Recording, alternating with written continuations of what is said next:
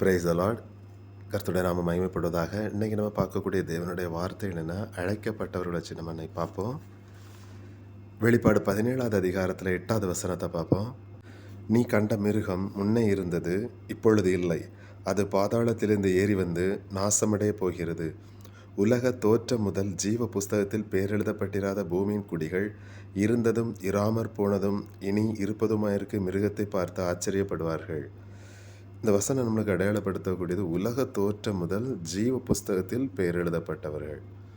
இப்போ ஜீவ புஸ்தகத்தில் தேவன் இப்போ பெயர் எழுத கிடையாது. ஏற்கனவே உலக தோற்றம் முதலே தேவன் அவருடைய பிள்ளைகளுக்கு என்ன பண்ணிட்டார், தேவன் பேர் எழுதியாச்சு.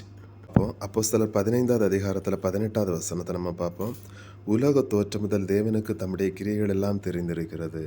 அப்போ அது எப்படி நம்ம பார்க்கக்கூடிய நேரத்தில் எப்பொழுது எழுதப்பட்டது, எப்படி தேவன் அது தெரியும் அப்படின்னு எப்படி தேவனுக்கு தெரியும் அப்படின்னு பார்க்கக்கூடிய நேரத்தில் உலக தோற்றம் முதல் தேவனுக்கு அவருடைய கிரிகள் எல்லாமே என்ன பண்ணியிருக்குதா, தெரிந்திருக்குது. ஸோ அந்த வசனத்தின்படி நம்ம பார்க்கும் பொழுது உலக தோற்றம் முதல் தேவன் அவருடைய பிள்ளைகள், அதாவது பரலோகத்திற்குரியவர்கள் நரகத்திற்குரியவர்கள் என்று தேவன் அப்பொழுதே தேவன் அவருடைய பிள்ளைகளை யார் யார் அவருடைய பிள்ளைகள் என்று தீர்மானித்து விட்டார். தேவனுக்கு தெரிந்திருக்கிறது. படிப்போம். ரோமர் 1வது அதிகாரத்தில் 1வது வசனத்தை பார்ப்போம். அதை இயேசு கிறிஸ்துவின் ஊழியக்காரனும் அப்போஸ்தலன் ஆகும்படி அழைக்கப்பட்டவனும் தேவனுடைய சுவிசேஷத்திற்காக பிரித்தெடுக்கப்பட்டவனும் ஆகிய பவுல். அந்த வார்த்தை அடையாளப்படுத்தக்கூடியது அப்போஸ்தலன் ஆகும்படி அழைக்கப்பட்டவன். பவுல் தன்னை அடையாளப்படுத்தக்கூடிய தன்னை அழைக்கப்பட்டவனாக அங்கே அடையாளப்படுத்த முடியாது இருக்குது. 2வது வசனத்தை பார்ப்போம். ரோமாபுரியிலும் தேவ பிரியரும் பரிசுத்தவான்கள் ஆகும்படி அழைக்கப்பட்டவர்கள். ஸோ அவருடைய பிள்ளைகளை தேவன் எப்படி பெயர் வைக்கிறார்னா அழைக்கப்பட்ட பிள்ளைகளாக தேவன் பெயர் வைக்கிறார். இந்த 2 வசனம் நம்மளுக்கு அடையாளப்படுத்தக்கூடியது அழைக்கப்பட்ட பிள்ளைகளாக நம்ம அவருடைய பிள்ளைகள், நம்ம பிள்ளைகள் தேவனுடைய பிள்ளைகள் அழைக்கப்பட்ட பிள்ளைகளாக தேவன் நம்மை அடையாளப்படுத்தி இருக்கிறார். ஓகே, இந்த அழைக்கப்பட்ட பிள்ளைகள் எப்படி அவருக்குள் வருகிறார்கள் படிப்போம். அப்போஸ்தலர் 13வது அதிகாரத்தில் 48வது வசனத்தை நம்ம பார்ப்போம். புறஜாதியார் அதை கேட்டு சந்தோஷப்பட்டு கர்த்தருடைய வசனத்தை மகிமைப்படுத்தினார்கள். நித்திய ஜீவனுக்கு நியமிக்கப்பட்டவர்கள் எவர்களோ அவர்கள் விசுவாசித்தார்கள். ஸோ இந்த அழைக்கப்பட்ட பிள்ளைகள் தேவன் பெயர் வைக்கிற விசுவாசிகளாக தேவன், காரணம் அவர்கள் அவரை விசுவாசிக்கிறவர்கள். ஸோ ஆண்டவராக இயேசு கிறிஸ்து நம்ம விசுவாசிக்கும் பொழுது நம்மளை தேவன் விசுவாசிகளாக தேவன், அதாவது தேவ பிள்ளைகளாக நம்ம என்ன பண்ணுறார், தேவன் அடையாளப்படுத்துகிறார். ஸோ அழைக்கப்பட்ட பிள்ளைகள், அழைக்கப்பட்டவர்கள் வச்சு நம்ம பார்க்குறோம். அந்த வசனத்தின்படி ரோமர் 1வது அதிகாரம் 2வது வசனத்தின்படியும் பார்க்கக்கூடியதில் அழைக்கப்பட்ட பிள்ளைகளாக அவருடைய பிள்ளைகளை தேவன் அடையாளப்படுத்துகிறார். இந்த அழைக்கப்பட்ட பிள்ளைகள் ஏன் தேவன் நம்மளை அழைத்திருக்கிறார், எதுக்காண்டி அழைத்திருக்கிறார் பார்ப்போம். 1 தெசலோனிக்கர் 4வது அதிகாரத்தில் 3வது வசனத்தை பார்ப்போம். நீங்கள் பரிசுத்தம் உள்ளவர்கள் ஆக வேண்டும் என்பதே தேவனுடைய சித்தமாயிருக்கிறது. அந்தபடி நீங்கள் வேசி மார்க்கத்துக்கு விலகி இருந்து, அதில் 7வது வசனத்தை பார்ப்போம். தேவன் நம்மை அசுத்தத்திற்கல்ல பரிசுத்தத்திற்கே அழைத்திருக்கிறார். அப்போ இந்த வசனத்தை நம்ம பார்க்கும் பொழுது தேவன் நம்ம ஏன் அழைத்திருக்கிறார், தேவனுடைய அழைப்பு எப்படிப்பட்டதாக இருக்கு. தேவன், அதாவது விசுவாசிகள் அப்படின்னு நம்ம சொல்கிறோம். ஸோ எங்கே அழைத்திருக்கிறார், நம்முடைய ஆண்டவராக இயேசு கிறிஸ்து ஒரு இரட்சகராக ஏற்றுக்கொள்ளும் பொழுது ஒரு விசுவாசிகள் என்ற ஸ்தானத்தை நம்ம அடைகிறோம். காரணம் அப்போஸ்தலர், அதே இதில் நம்ம இப்போ பார்த்தோம். அப்போஸ்தலரில் நம்ம படித்த மாதிரி 13வது அதிகாரத்தில் 48வது வசனத்தை நம்ம பார்த்தோம்.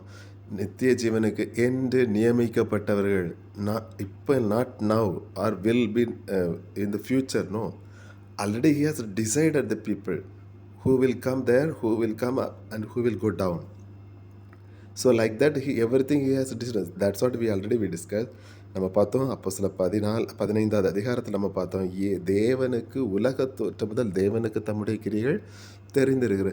அப்போ இனி தேவனுடைய பிள்ளைகளுக்கு அழைப்புங்கிறது ஏற்கனவே உலக தோற்றம் முதல் தேவனுக்கு தெரிந்திருக்கிறது. யார் அவருடைய பிள்ளைகளாக வருவார்கள், யார் அவருடைய பிள்ளைகள், யார் அழைக்கப்பட்டவர்கள், இப்படிப்பட்ட ஒரு ஸ்தானம். அப்போ இந்த அழைக்கப்பட்ட பிள்ளைகளாகி நம்ம, அதாவது யார் அழைக்கப்பட்ட அவரை விசுவாசித்து ஏற்றுக்கொள்கிறவர்கள் அழைக்கப்பட்ட பிள்ளைகள், விசுவாசிகள்.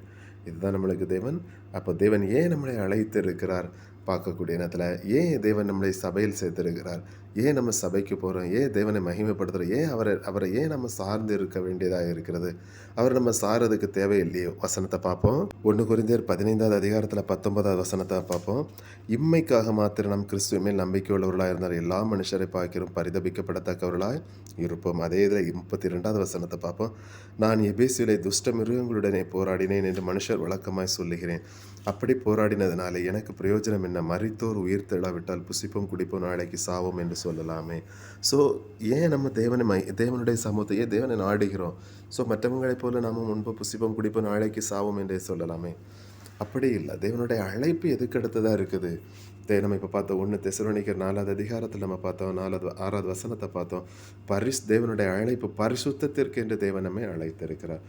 அப்போ நம்ம பாவிகள்ங்கிற ஒரு தன்மை வருது. ஸோ ஏன் தேவன் நம்மளை அழைத்திருக்கிறார் இல்லையே. தேவனுடைய சித்தம் எல்லாரும் அவருடைய பிள்ளைனா, ஆனால் அவரை ஏற்றுக்கொள்ளாமல் இருக்கிறாங்க பிள்ளை.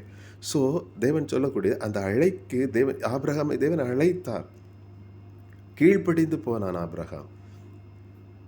அப்போ நம்மளை தேவனை அழைக்கிறார். ஒரு கீழ்ப்படிதல் அப்படிங்கக்கூடிய நேரத்தில் அதில் வரக்கூடியது ஒரு ஞான ஸ்நானம் தேவன் அங்கே அடையாளப்படுத்தக்கூடியது. கீழ்ப்படிதல் ஆபிரகாம் தேவனுடைய வார்த்தைக்கு கீழ்ப்படிந்து போனான். அதே மாதிரி நம்மளும் தேவனுடைய வார்த்தைக்கு கீழ்ப்படிதல் அப்படிங்கிறது அதுக்கு அடித்தளமே ஞான ஸ்நானமாக தேவன் அங்கே வைத்திறார். ஸோ அப்படி தேவன் சொல்லக்கூடியது. அப்போ ஏன் தேவன் நம்மளை அழைத்திருக்கிறார், எதற்காக தேவன் நம்மளை அழைத்திருக்கிறார், ஏன் எல்லாரும் வாருங்க தேவன்.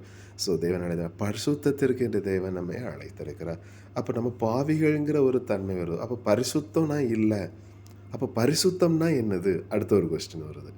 அப்போ தேவன் என்னை பரிசுத்தத்திற்கு என்று அழைத்திருக்கிறார்னா அதில் உள்ள பார்க்கக்கூடிய நேரத்தில் நான் பாவி என்கிற தன்மை. ஸோ இந்த பாவியாக இருக்கிற என்னை தேவன் பரிசுத்தத்திற்கு என்று அழைத்திருக்கிறார். அப்போ பரிசுத்தம்னா என்னது, அடுத்தது பரிசுத்தம் அப்படி நம்ம பார்க்கக்கூடிய நேரத்தில் வெளிப்பாடு 22வது அதிகாரத்தில் 11வது வசனத்தை நம்ம பார்ப்போம். அநியாயம் செய்கிறவன் இன்னும் அநியாயம் செய்யட்டும், அசுத்தமாக இருக்கிறவன் இன்னும் அசுத்தமாக இருக்கட்டும், நீதி உள்ளவன் இன்னும் நீதி செய்யட்டும், பரிசுத்தம் உள்ளவன் இன்னும் பரிசுத்தம் ஆகட்டும். அப்போ ஒரு எல்கை அங்கே இல்லை. பரிசுத்தத்தினுடைய ஒரு எல்கை கிடையாது. பரிசுத்தத்தினுடைய அற்றம் குமாரனுடைய சாயல். அப்போ நான் பாவியாக இருக்கிறேன், எனக்குள் பாவம் வாசமாக. ரோமர் 7வது அதிகாரத்தில் 20வது வசனத்தின்படி நான் பாவியாக இருக்கிறேன், எனக்குள் பாவம் வாசமாக இருக்கிறது. அப்போ இந்த தன்மை இப்படிப்பட்ட ஒரு தன்மை அறிந்தன்னா, அதாவது அழைக்கப்பட்டவர்கள் என்கிற லிஸ்ட்டில் இருக்கக்கூடியனா பரிசுத்தம் உள்ள தேவன் இதற்காக நம்மை அழைத்திருக்கிறார். அப்போ தேவன் நம்மளுக்கு தரக்கூடிய ஒரு பெரிய வெகுமதி பரிசுத்தம். அந்த பரிசுத்தத்திற்கென்று தேவன் நம்மை அழைத்திருக்கிறார். அப்போ நான் பாவிங்கிற தன்மை தெரியும். அப்போ பரிசுத்தம் எப்படி நம்மளுக்குள் வருகிறது? ஸோ பரிசுத்தம் எனக்குள்ளால் எப்படி வருது அப்படின்னு பார்க்கக்கூடிய நேரத்தில் பரிசுத்தங்கிறது நம்மளுடைய இருதயத்திலிருந்தே சுத்தப்படுத்த வேண்டியது. பாவ அறிக்கை செய்வதன் மூலம் எனக்குள் பரிசுத்தம் பூரணமாகுது. அப்போ எனக்குள்ளால் இருக்கக்கூடிய பாவத்தை நான் அறிக்கை, அதாவது என்னுடைய இருதயம் உலகத்துக்கு அடுத்தது மாமிசத்துக்கு அடுத்த கவலைகளால் நிரம்பி இருக்கக்கூடிய இந்த ஆண்டவரை அறிக்கை, இந்த இருதயம் பொல்லாத உலக சிந்தனைகள், மாமிச சிந்தனை, இப்படிப்பட்ட இருதயத்தில் இருக்கக்கூடிய பாவ கரைகளை நான் என்ன பண்ணுறேன், வெளித்தள்ள வேண்டியது இருக்குது. வெளியில் முற்றிலுமாக அகற்ற வேண்டியதாக இருக்குது. அப்போ பரிசுத்தம் அப்படின்னு பார்க்கக்கூடிய நேரத்தில் என்னுடைய பாவத்தை அறிக்கை இடுவதன் மூலம், அதாவது என்னுடைய பாவத்தை அறிக்கையிட்டு அந்த பாவத்தை திருப்பி செய்யாமல் இருக்கும் பொழுது பரிசுத்தம் எனக்குள்ளால் வருது. அப்போ என்னுடைய பாவத்தை நான் அறிக்கையிட எனக்குள்ள பரிசுத்தத்தினுடைய பூரணம் எனக்குள்ளால் நிரம்பிக்கிட்டே இருக்குது. அப்போ இந்த பாவ சாயல் காரணம் ஏன் நான் காரணம் தேவனால பரிசுத்தத்திற்கேற்று தேவன் நம்மை அளித்திருக்கிறார். அப்போ இதில் அறிக்கை வருது, நான் பாவியாக இருக்கிறேன். நம்மை தேவன் பரிசுத்தத்திற்கு அழைத்திருக்கிற. அப்படி பார்க்கக்கூடிய ரோமர் 8வது அதிகாரம் 2வது வசனத்தின்படி பாவம் மரணம் என்கிற பிரமாணத்தினால் நான் கட்டப்பட்டிருக்கிறேன். அதாவது 2ஆம் மரணத்திற்குரியவனாக நான் கெட்டப்பட்டிருக்கேன். அந்த மரணத்தில் இருந்து நான் வெளியில் வரணும்னா ஆண்டவரை ஏற்றுக்கொள்ள வேண்டியிருக்குது. அப்போ அவரை ஏற்றுக்கொள்ளும் பொழுது, அவரை ஏன் நான் ஏற்றுக்கொள்கிறேன்னா அவருடைய பரிசுத்தம் எனக்குள் பூரணப்படுது. அவருக்கு கொடுக்கப்பட்ட வெகுமதி பரலோகம். தேவன் பிதாவாகிய தேவன் அவருக்கு கொடுத்தது. அந்த பரலோகத்தை நம்மளுக்கு அவருடைய குமாரன் வழியாக தேவன் நம்மளுக்கு தருகிறார். அப்போ அந்த பரலோகம் என்கிற அந்த ஆசீர்வாதத்தை, அந்த ஐஸ்வர்யத்தை நான் அடையணும் அப்படிங்கக்கூடிய நேரத்தில் நான் அவரை ஏற்றுக்கொள்ள வேண்டியது, சொந்த இரட்சகராக ஏற்றுக்கொள்ள வேண்டியது. அப்போ அவரை ஏற்றுக்கொண்டதற்கு அடையாளம் ஞானஸ்நானம். அதுதான் எனது கீழ்ப்படிதல்.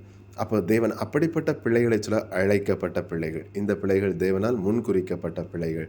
அப்போ இந்த தன்மையில இருக்கக்கூடிய எனக்கு தேவன் கடைசியில எனக்கு ஒரு தரக்கூடிய ஏன் தேவன் எனக்கு தேவன் தர்றார்னா, பரிசுத்தத்தினுடைய பூரண எனக்கு தர்றாரு.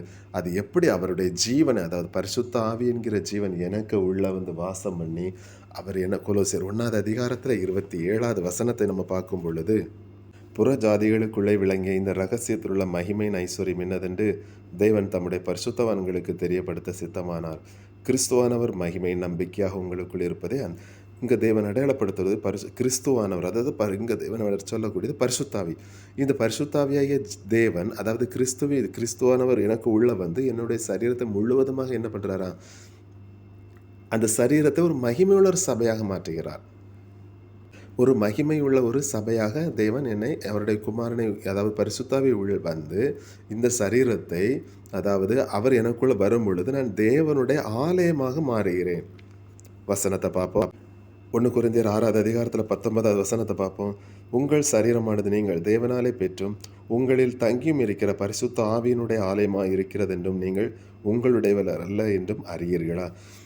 இந்த சரீரத்துக்குள்ளால பரிசுத்தாவினர் தங்கும் பொழுது தேவனுடைய ஆலயமாக மாறுகிறது.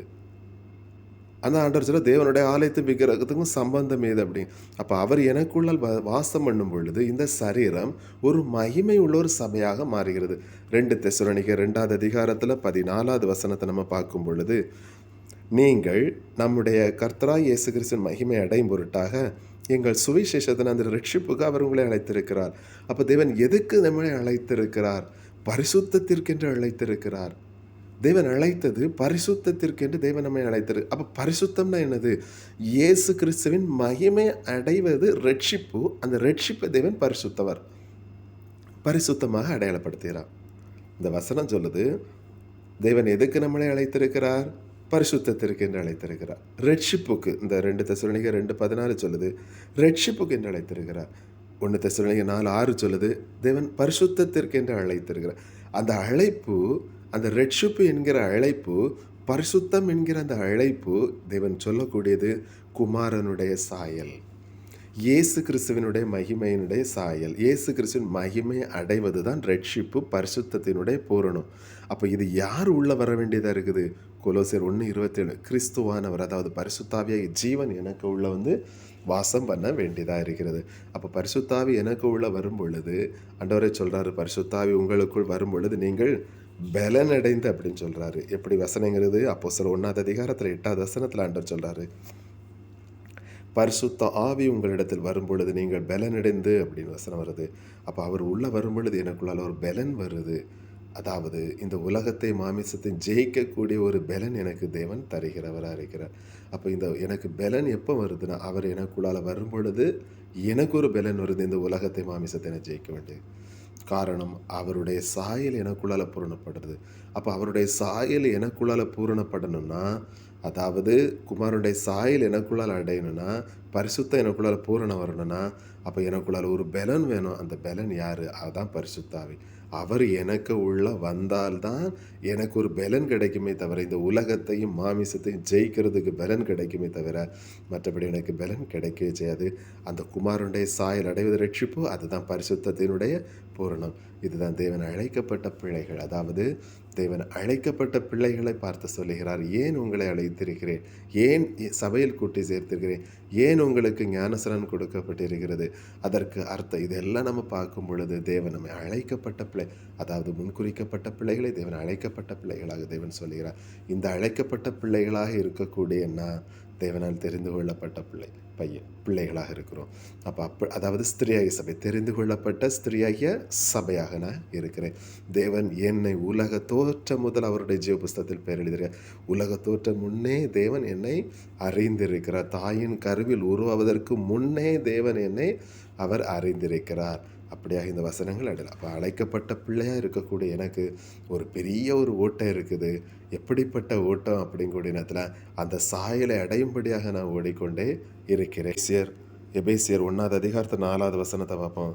தமக்கு முன்பாக நாம் அன்பில் பரிசுத்தம் உள்ளவர்களும் குற்றம் இல்லாதவர்களுமாக இருப்பது அவர் உலக தோற்றத்திற்கு முன்னே கிறிஸ்துவுக்குள் நம்மை தெரிந்து கொண்டபடியே. எப்பவுமே தேவன் நம்மை தெரிந்து கொண்டிருக்கிறாரா? உலக தோற்றத்திற்கு முன்னே நம்மை கிறிஸ்துவுக்குள் தெரிந்து கொண்டவர்களாக இருக்கிறோம். நம்ம தெரிந்து கொள்ளப்பட்ட பிள்ளைகள், தேவனால் தெரிந்து கொண்டவர்கள். எப்படி? கிறிஸ்துவுக்கு உள் நம்மை தேவன் தெரிந்து கொண்டவர்களாக பார்த்திருக்கிறார். ஸோ அழைக்கப்பட்ட பிள்ளைகள், தேவனால் தெரிந்து கொள்ளப்பட்ட கிறிஸ்துவுக்கு உள் நம்மை தேவன் தெரிந்து கொண்டவர்களாக நம்மை பார்த்திருக்கிறார். அப்படி இருக்கக்கூடிய எனக்கு தேவன் என்னை ஏன் அழைத்திருக்கிறாருங்கிற ஒரு கேள்விக்கு பதில் இதில் இருக்குது. என்னை தேவன் ஏன் அழைத்திருக்கிறார்? நான் ஏன் பரிசுத்தாவின் அபிஷேகம் பெறணும்? நான் ஏன் ஞானஸ்நானம் எடுக்கணும்? ஞானஸ்நானம் எடுப்பதற்கு ஒரு கீழ்ப்படிதலுக்கு அடையாளம். ஆபிரகாமை தேவன் அழைத்தார். ஆபிரகாம் தேவனுடைய வார்த்தை கீழ்ப்படியும்படியாக, அந்த ஒபே வருது, ஒபீடன்ஸ் வருது, அது கீழ்ப்படிதல். இதுதான் இதில் இருக்கக்கூடிய அடையாளம். அங்கே ஆபிரகாம் கீழ்ப்படிந்தான். இப்போ நம்மளுக்கு கீழ்ப்படிதலுக்கு அழைக்கிறார் தேவன். ஆபிரகாமை ஆசீர்வதித்தார், பல மடங்கு ஆசீர்வதித்தார். அப்படி தேவன் ஆசீர்வதித்த காரணம் அவ்வளவு என்னதெல்லாம் ஒரு விக்கிரகத்துக்கு அடிமையாக இருந்த காலத்தில் எவ்வளவு ஆசீர்வாதங்கள் அங்கே இருந்தது. எல்லாம் விட்டுக்கிட்டு கர்த்தர் என்னை அழைத்தார் அப்படிங்கிற ஒரு ஸ்தானத்துக்கு வரும் பொழுது தேவன் ஆசீர்வதிக்கிறார். கர்த்தரின் ஆசீர்வாதம் ஐஸ்வர்யத்தை தரும், அவர் அதனுடைய வேதனை கூட்டார். அப்படிப்பட்ட ஆசீர்வாதத்தை தேவன் கொடுத்திருக்கிறார். தேவனுடைய ஆசீர்வாதத்தை ஒருவரும் கையிலேருந்து பறிக்க முடியாது. அப்படி ஆபிரகாம் எல்லாம் விட்டுக்கிட்டு கர்த்தருடைய வார்த்தை இசைந்து கீழ்ப்படிந்து வந்தது நிமித்தம் தேவன் பல மடங்கு ஆசீர்வதித்தார். இப்போ நம்மளையும் தேவன் ஆசீர்வதிப்பார். அவருடைய வார்த்தைக்கு நாம் கீழ்ப்படிந்தவர்களாக இருக்கிறோம். அந்த கீழ்ப்படிதல் நிமித்தம் என்னென்ன பிளஸ்ஸிங்ஸ் ஆபிரகாமுக்கு கொடுக்கப்பட்டதோ அதே பிளஸ்ஸிங் என்னையும் தேவன் நிரப்புவாராக. அவ்வளவு ஆசீர்வாதத்தினாலும் என்னை ஃபுல்ஃபில் பண்ணுவாராக. அப்போ இந்த அழைக்கப்பட்ட பிள்ளைகளாக இருக்கக்கூடிய முதல்ல தேவனுடைய ராஜ்யத்துக்கு அடுத்து நம்ம தேடும் பொழுது மாமிசத்துக்கு அடுத்து இதெல்லாம் தேவன் தருகிறவராக இருக்கிறார். என்னுடைய அழைப்பு பரம அழைப்பு. என்னுடைய அழைப்பு பரலோக ராஜ்யத்துக்கு அடுத்த அழைப்பு, பரிசுத்தத்திற்கு என்ற அழைப்பு, ரட்சிப்பினுடைய பூரணத்திற்கு என்று தேவன் நம்மை அழைத்திருக்கிறார். கர்த்தருடைய நாமம் மகிமைப்படுவதாக. அல்லேலூயா.